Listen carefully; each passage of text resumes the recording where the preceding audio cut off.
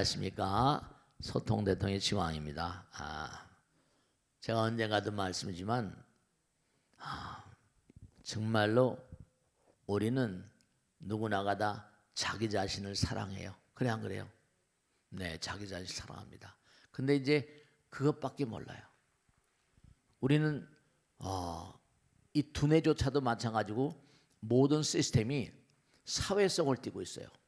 그건 당장 보면 간은 간만 위해 살질 않아요. 간은 간심비폐심 그러잖아요. 심장을 위해서도 뭔가 노력을 되고 비장, 폐장 벌써 두뇌도 반쪽이 우반구 좌반구 그래요. 그러니까 모두가 다 사회성을 띠고 있어요.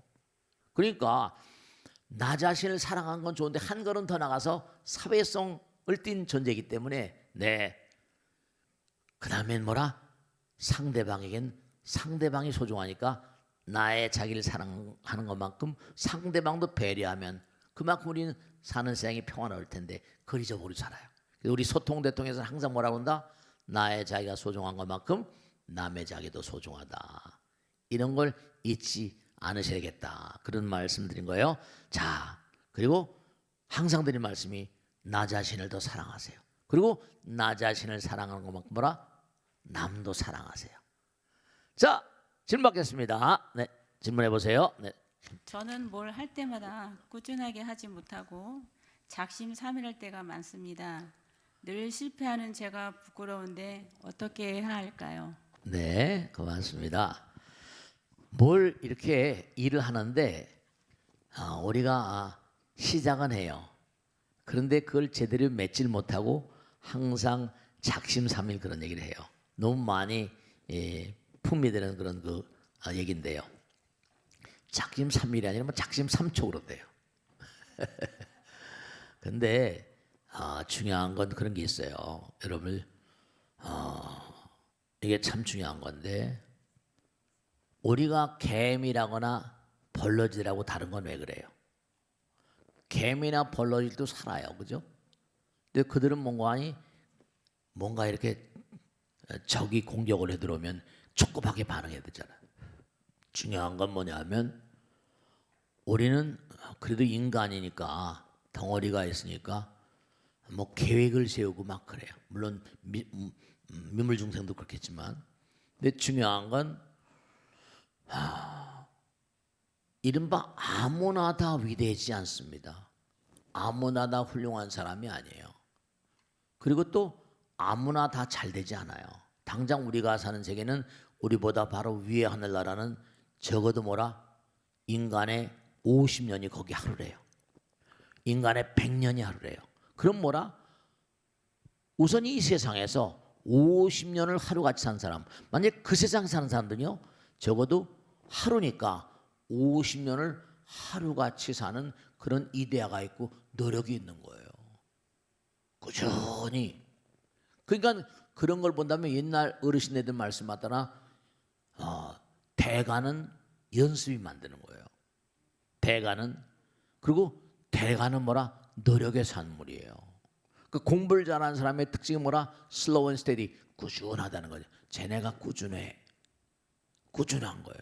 그러니까 이른바 말하면 작심삼일이라는 건 뭐냐면 그렇게 될 수밖에 없는 게 꾸준하지 못한 거예요. 그러니까 작심삼일 좋아요. 그럼 또 한 번 하다 보면 자꾸만 하게 되면 노력을 하다 보면 마음을 가다듬는 노력을 자꾸만 하게 되면 점점 길어질 수 있어요. 작심삼일이라는 걸 나쁘다 말다 이렇게 생각하지 마세요. 이건 내가 노력을 해가는 과정 중에 한 텀이다 이렇게 생각하시고 계속 노력을 해나가는 거예요.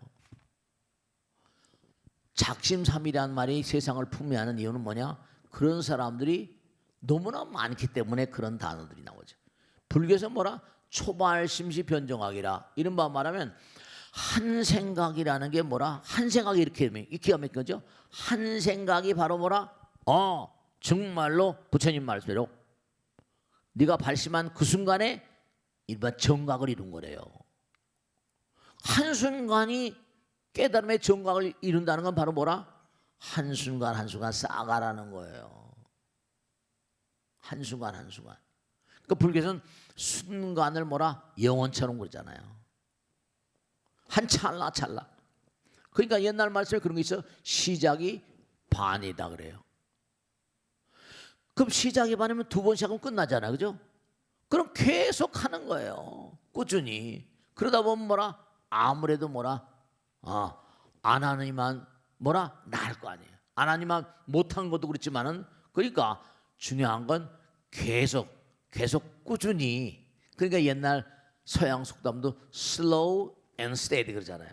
그러니까 비가 오나 바람이 부나 한결같이. 그 학교 다닐 때 이른바 우등상도 좋고 뭐 다 1등상도 좋지만 개근상을 또 크게 치잖아요. 그래 안 그래요? 인생은 성실한 게 중요한 거니까. 아시겠죠? 자, 다음 줄 하겠습니다. 네. 큰 스님께서는 입적하시기 전에 열반계를 남기시는데 열반의 때를 알고 하신 일일까요? 우리가 이 세상을 살면서 중요한 게 두 가지가 있는데요. 뭐 여러 가지 중요하지만 첫째로 누구나 다 죽는다는 거잖아요. 그 두 번째로는 누구나가 다 죽는 시간을 모르세요. 그런데 제가 가끔 법문 때 그런 말씀이 있는데 제가 만약에 머리 깎고 사는 스님이 안 됐더라면 모르고 죽었을 내용들이 여러 가지 있었을 것 같아요. 그 중에 하나가 뭐냐면 세속 사람들 가운데도 자기가 죽는 시간을 알고 죽는 사람이 있더라 이거예요. 세속 사람들 가운데도 자기가 죽는 시간을 알고. 그래서 제가 가끔 법회 때 그 보살 얘기합니다. 왜냐하면 뭐 우리 법당에 그 보살 아는 분들이 여러 계셨었으니까 뭐 이렇게 조용조용히 다니신 분이셨어요. 이 보살님은 스님 뭐 열심히 나오시니까 스님 면담 요청을 하셨어요. 들어오시라고 그래 시간을 정해서. 근데 딱 그날 오셨는데 제가 가끔 얘기했잖아요. 이렇게 조그만 무슨 지갑 같은 데서 꺼내시더니 요도는 자기 장례비래요. 보살 무슨 말씀하시냐고. 아들 딸들이 다 장례비를 갖다가 다 칠 거 아니야. 아니래요. 이건 내가 낼 거라고. 자기 장례비. 아들 딸들은 또 아들 딸들이 갈 길 있죠. 정말로 평생을 살아오는데 그래도 이렇게 즐거운 마음으로 살아왔습니다. 얼굴도 많이 나이가 그때가 뭐 90이 다 되셨을 때죠. 그러니 너무너무 감사하고 그래서 이제 이렇게 모셔다 저기 계단 밑에까지 모셔다 드리고 전체 방에 들어왔는데요. 제사실에 연락했는데 그 다음 날 돌아가신 거예요. 그 다음 날. 그래서 이제 그 아들들이 와가지고 이제 뭐 여기 제사 신청도 하고 막 그러고 있는데 아들 그 가족들이 제 방에 들어왔어요. 그런데 한 얘기가 다른 건 다 놔두고 우리 엄마는 부처님전에 기도하는 것밖에 몰랐대요.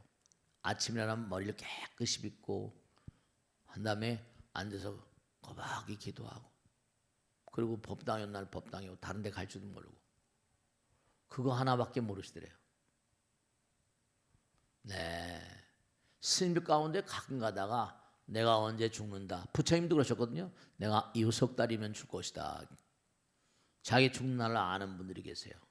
근데 사실은 냉정하게 따지면 여러분들이 세상을 살다 보면 삶에 취해서 그렇지 사실은 수명기왕이라고 그래가지고 부처님 말씀에 따르면 지장경에 나오잖아요. 수명기왕이란 수명을 관장하는 귀왕이래요.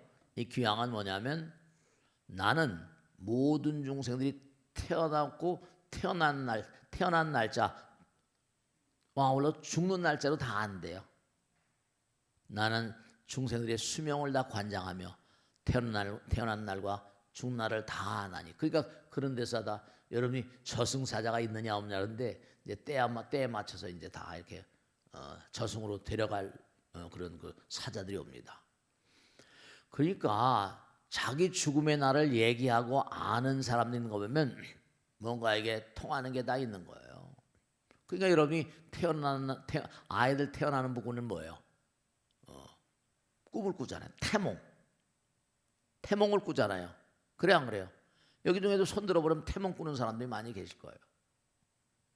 태몽을 꾸는 바야 죽는 날짜, 그리고 또 딱 하나 분명한 게 우리가 공덕이라는 걸 있잖아요.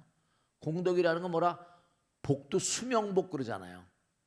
지은 바 복업대로 사는 거니까 아침, 점심, 저녁 하루 온종일 쓰는 비용들이 정해져 있잖아요. 그 모든 만상들이 물건들이 제가 얘기했잖아요. 야쿠르트도 유효기일 있고 약품도 유효기일 있고 다 그렇다 하잖아요. 유효기일이 있어요. 그러니까 중요한 건 뭐냐면 이른바 죽는 날짜를 아는, 자기가 죽을 날짜라면 뭐 이제 임종대라고 그래가지고 한 세상 살아온 회로 이른바 뭐 회고하는 그런 의미로 뭐 성철스입니다 무슨 열반개송을 남기고 그래요. 그래서 돌아가시는 분들이 자기 죽을 날짜가 가까워지면 임종제를 남기고 떠나가고 그런 분들이 많이 계십니다. 그래서 열반의 때를 미리 아는 그런 분들이 계실 수 있다. 그 할머니 보살을 본 말이죠. 그러니까 우리가 열심히 정진하고 기도하다 보면 그렇죠. 항상 살아생전에 뭔가 소크라테스 같은 사람도 자기 죽을 날짜를 알았던 것 같아요. 그래서 항상 이렇게 저승의 어떤 그런 영혼들과 대환란, 다이모니언이라고 이 대환란이고 그런 기록들이 나옵니다. 돌아가 이 생을 등질 때도 뭐 허공에는 꾀테 같은 존재들도 그런 걸 좀 알았던 것 같아요. 그런 게 틀림없이 자기 죽을 날짜를 아는 그런 그 인물들이 있었습니다. 자, 다음 주 뵙겠습니다. 네. 사람을 사랑하되 얽매이지 말라고 해서 저는 나름대로 존중하여 적당한 관계를 유지했는데 뭐 무심하다, 서운하다는 소리를 들으면 제가 잘못된 건가 생각이 됩니다. 적절한 선을 지키기가 어렵습니다. 스님의 고견을 부탁드립니다. 참 정말 이 사람과 사람의 관계, 인간 관계잖아요. 인간 이게 사람인자의 간, 사이간자거든요. 사이간자. 인간, 세간 뭐 여러 가지 간자를 많이 이 간격이란 말이에요. 인간, 사람과 사람 두 획이죠. 저 사람과 내 사람 이 사이. 이 관계라는 게 참 이게 많은 생각을 하게 되고 관계 때문에 슬퍼지기도 하고 관계 때문에 즐거워지기도 하고 관계 때문에 사람이 죽고 살기도 하고 네 정말 그래요.